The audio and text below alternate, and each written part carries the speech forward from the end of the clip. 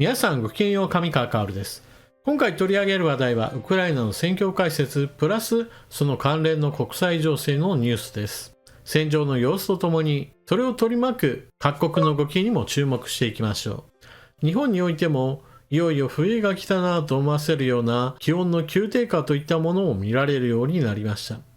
ウクライナにおいても同様で、各地において雪が降り、そして気温の低下といったものも始まっています。それに伴って警戒されているのが、去年ロシアが実施した電力インフラに対する攻撃です。電気は生活の根本であり、大規模な停電が長期化すれば多くの人々の生活を破壊していきます。と同時に、ウクライナにおいては、かつてソ連時代において、政策的に人為的に起こされた大飢饉、ホロモ道路による死者が400万人発生したという出来事がありました。この追悼を行う日において、ロシア軍による本格的な遠距離攻撃が実施されたようです。国際情勢は今やイスラエルの関連ニュースがトップニュースで、なかなかウクライナ情勢について取り上げることも少なくなっており、ロシアとしてはまさにやりたい放題になりそうな雰囲気になっています。ではどのようなことになっているのか、早速関連ニュースを見ていきましょう。戦況解説に用いる地図は戦争研究所の発表しているものを引用させてもらっています。赤く塗られている部分がロシア軍の占領している地域。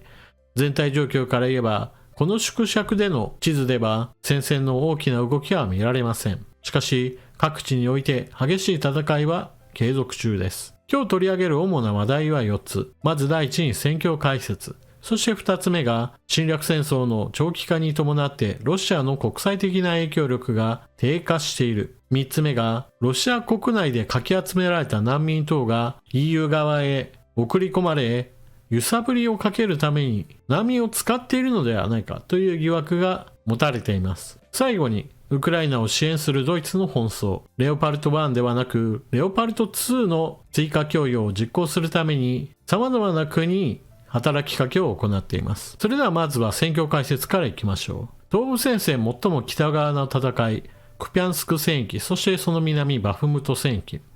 天候悪化により各地で泥濘が発生し、まさに冬将軍の到来といった状況になっています。両軍ともに大きな動きを取ることは非常に困難で、戦線の膠着状態がより悪化しています。例えばこちらの映像は、塹壕の中において少しでも拡張しようとしても、もはやスコップでは太刀打ちできないぐらいに凍ってしまっていることを示しています。斧を叩きつけて、なんとか土を掘っています。そして日中に少しでも気温が上がると、降った雪は地面をぬかるみへと変えてしまいます。そのため軍用車両が立ち往生するといったことも頻繁に発生するようになりました。さらにこうした雪が降ることによって戦火の確認もちょっと様子が変わってきました。画面中央部においてロシア軍の車両が煙を上げています。しかし白煙では周囲の雪化粧と相まって爆発しないとなかなか気づかないなんていうこともあります。次に東部戦線の一番の激戦地アウディウィーカ戦役。ロシア軍の人海戦術は継続中です。ただし先ほどお伝えしたように雪がひどく降っている時はそのロシア軍の攻撃もかなり収まっていたようで一区切りがつけられたようです。そのためウクライナ軍は次の攻勢は第3波だと規定しています。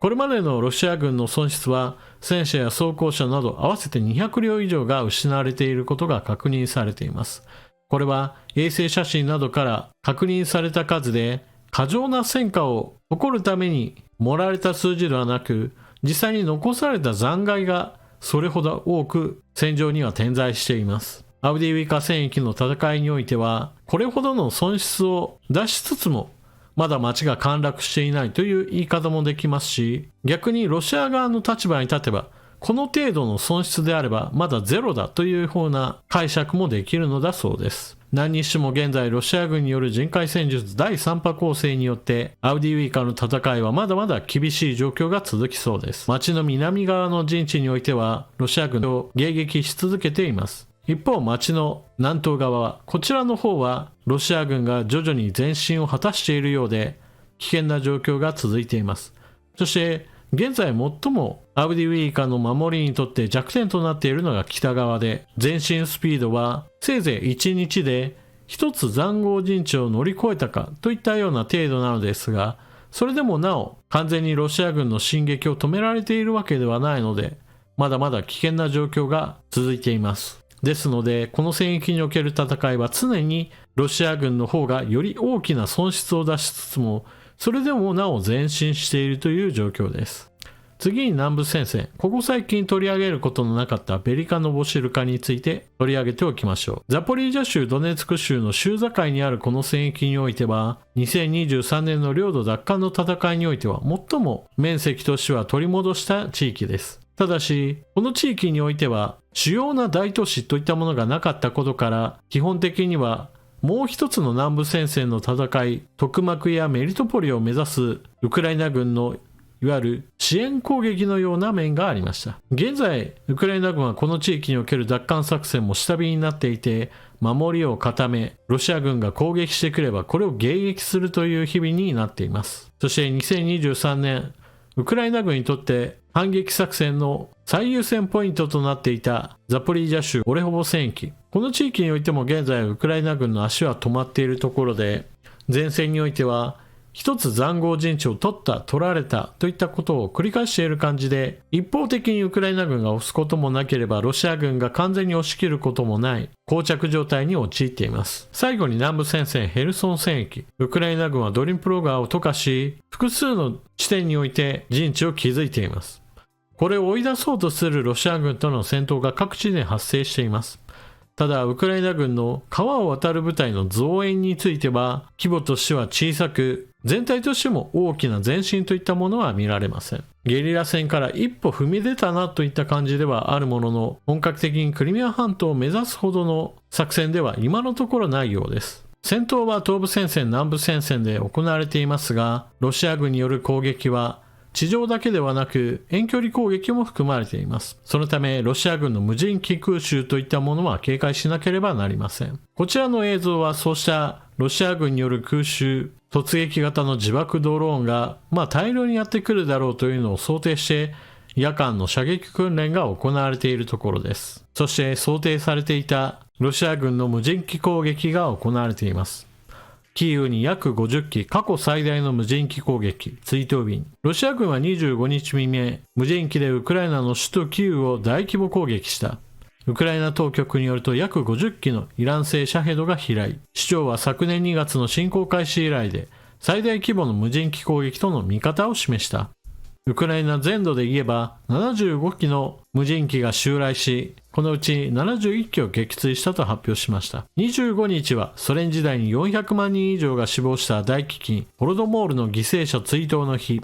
ゼレンスキー大統領は特別な日に70以上の無人機で攻撃があった。ロシア指導部は殺人を誇りに感じているなどと非難した。大きな催し物があるということはそれだけ多くの人々が何かしらの場所に集まるというわけで、そこを狙うにはちょうど良いと考えたのでしょう。次に、ロシアの影響力が低下していることについて取り上げていきます。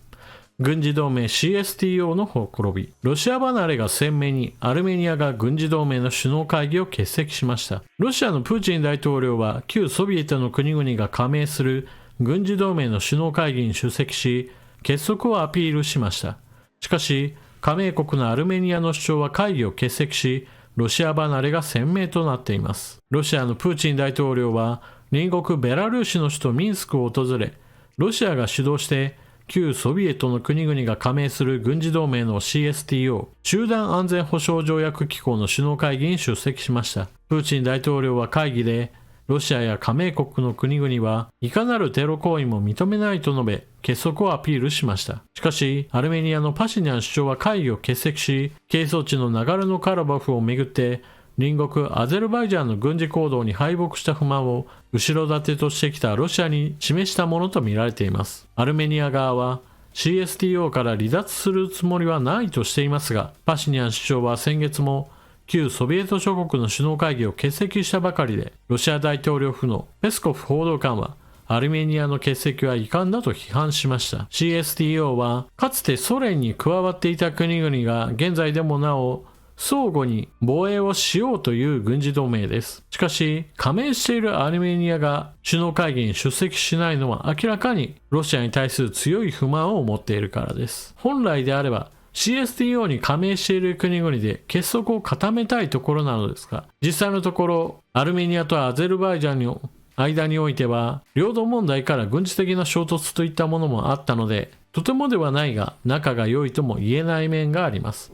ましてやロシアは加盟国同士の紛争について仲裁やもしくは制止をかけるべき立場なのですが、結局のところアゼルバイジャン軍による攻撃を全くの放置でナガルノカラバフにいたアルメニア系住民は全員がアルメニアへと逃れていくといった出来事が発生しました。そのためアルメニアが強い不満を持っているわけですが、ロシア側は全く異なる見方を示しています。アルメニア首相の CSTO 欠席は西側の画策である。 CSTO の首脳会議に出席しないというアルメニアの動きに対してロシア外務省のザハロワ報道官は記者団に対し、背後に西側がいるのは明らかだ。ウクライナでの計画に失敗した西側は今度はアルメニアを掴んでロシアから引き剥がそうとしていると述べた。ロシア側の見方としては、西側各国がウクライナでの防衛には十分な支援ができないことからロシア軍を追い払うことができていない失敗だとしているわけです。だからこそ次の手としてアルメニアを使ってロシアに対する嫌がらせをしているという見方を示しています。ロシア自身には何の問題もないというのを言いたいのでしょうが、実際には見当違いも甚だしいところです。なおアルメニアはロシアから離れ、欧米の国々と何とか協力関係を模索しているところです。これは欧米が引き剥がそうとしているのではなく、単純にアルメニア自身がロシアはもう全く頼りにならないなと考えて、自ら距離を取っている動きです。次にフィンランド国境の動きも見ておきましょう。フィンランドが国境閉鎖、ロシア移民工作への対抗措置。ロシアからの亡命希望者の大量流入を阻止するため、フィンランドはロシアとの長い国境にある検問所を新たに3カ所閉鎖し、北極圏のコラ半島にある1カ所だけに限定すると発表しました。9月と10月は数十人だった亡命希望者が11月に入り600人に増えたといい、そのほとんどが中東やアフリカ、アフガニスタンからで、ビザも適正書類も持っていないという。ロシア国営テレビが撮影したムルマンスク州サルラの検問所には、長く伸びた車の列と自転車に乗った亡命希望者の姿が捉えられている。フィンランド政府は11月16日、ロシア国境の検問所のうち南東部にある4カ所を閉鎖。しかし難民の到来が減少しないことから新たに3カ所を閉鎖。最北端のラジャヨセッピのみに限定する予定だという。ロシアの移民工作はフィンランドが西側軍事同盟への加盟を選択したことに対する報復だと解釈する向きも多いが、一部軍事アナリストによればロシアがこのような行動をとる本当の動機はまだ不明だという。フィンランドは NATO 加盟入りを果たしたわけですが、それまでは長い間中立姿勢を保っていました。しかしロシアによるウクライナ侵略に伴ってもはや中立というのが危険そのものであるといった考え方がフィンランドの NATO 入りを決断させました。こうしたフィンランドに対する嫌がらせ、揺さぶり工作の一環として難民を用いたのではないかと言われています。実際にそれが本当なのかどうかは分かりませんが、少なくともわざわざロシア経由でフィンランドに難民が向かってくるというこのルートは不可解そのものです。彼らがどのようにしてロシアに入国し、なぜフィンランドという亡命の選択を取ったのか、全く合理的な説明は存在しません。フィンランドがロシアとの国境検問所8カ所のうち7カ所を閉鎖したというのは妥当な判断だと言えるでしょう。最後にドイツの奔走。レオパルト2 25両追加供与への取り組みです。ウクライナに朗報。レオパルト2戦車がさらに25両届く可能性高まる。旧型のレオパルト1については再製品が徐々にウクライナへと送り届けられている中において、レオパルト2は残念ながらなかなか追加供与の話が出てきませんでした。しかしここに来て25両なんとかなりそうだというニュースが出ています。それはスイスが持っていたレオパルト2、こちらをドイツが引き取ることによって25両なんとかウクライナへと供与する道が開けたというのです。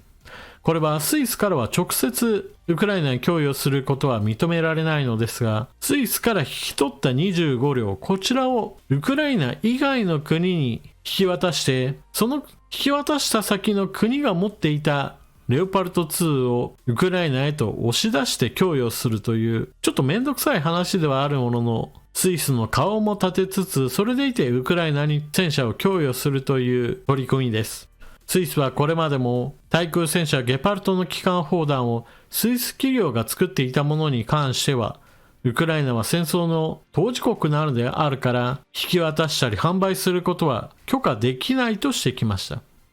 スイスは経済的にはロシアに対して制裁に加わっているのですが、軍事面においてはあくまでも中立的な立場というものを崩していないのです。そのため今回スイスが持っているレオパルト2の在庫についても決して直接的にウクライナに供与することは認めないとしています。ヨーロッパ各国にはレオパルト2が大量に配備されているものの、それはあくまでも各国の主力戦車として保有されているものであり、ウクライナへの供与数というものは今のところなかなか増えないような状況です。ですから今回スイスが25両ドイツ側に引き渡すというのも、なんとかドイツ自身がウクライナへレオパルト2を引き渡そうという努力の結果だと言えます。2022年ロシアによる侵略が始まったその当初においては頼りなさ満点だったドイツなのですが、現在ではウクライナ支援に走り回るという意味において全く評価が変わった国だと言えるでしょう。季節が冬へと移行したことにより、これからは新たな条件といったものが加わることとなります。それはこの冬の厳しさがどれほどになるかは予想はできたとしても、実際どうなるかについては蓋を開けてみなければわからないという点です。例えば偏西風の蛇行に伴って暖冬になったであるとか、もしくは全く真逆のことも起こり得るものです。かつてないほど寒くなる、かつてないほど暖かい冬だといったどちらかに触れれば、当然のようにその影響は戦場に直接的な影響を与えることとなります。暖かい冬であれば、それこそ現在の延長線上で各地での激しい戦闘が引き続き行われることとなります。一方で、かつてないほど厳しい寒さになれば、戦場で多くの兵士たちが凍えることとなり、大規模な作戦はなかなか行えなくなるでしょう。そうなれば、現在の塹壕戦といったものが主流となり、遠距離攻撃でチクチク相手を攻撃し合うといったような形で、月日ばかりが流れていくこととなります。ただ、プーチン大統領にしてみれば、今望んでいるのはおそらくは弾頭の方でしょう。アメリカによる本格的な追加支援といったものが、現在のところ予算が底を突きかけている関係で、思い切った行動は絶対にできないような状況になっています。ですから今のうちに勢いよくウクライナ軍の前線を突破することができれば、その傷を大きく広げるなら今だというのが彼自身の考えとして十分考えられるからです。ウクライナ軍は一つ一つの戦場においてはよくロシア軍に対して大打撃を与えているといったことも目立っていることから、決して戦う気力そのものが泣いているわけではありません。問題はありつつも、それでもなおロシア軍との戦いをよく行っています。しかし天候ばかりは人間によって左右できるものではありませんから、冬将軍がどちらの味方につくかは誰にもわかりません。ウクライナ支援の大黒柱であるアメリカが混乱しているのですから、せめて冬将軍だけでもウクライナの味方をしてほしいものです。というわけで今回の動画はここまで。最後までご視聴いただきありがとうございました。チャンネル登録していない方はぜひともチャンネル登録していってください。そして動画を見終わったら評価ボタンのクリックとあなたの感想コメント、また情報の整理に役立ったなと思う方はぜひとも他の方にも勧めてくれると嬉しいです。それでは次の動画でまたお目にかかりましょう。またね。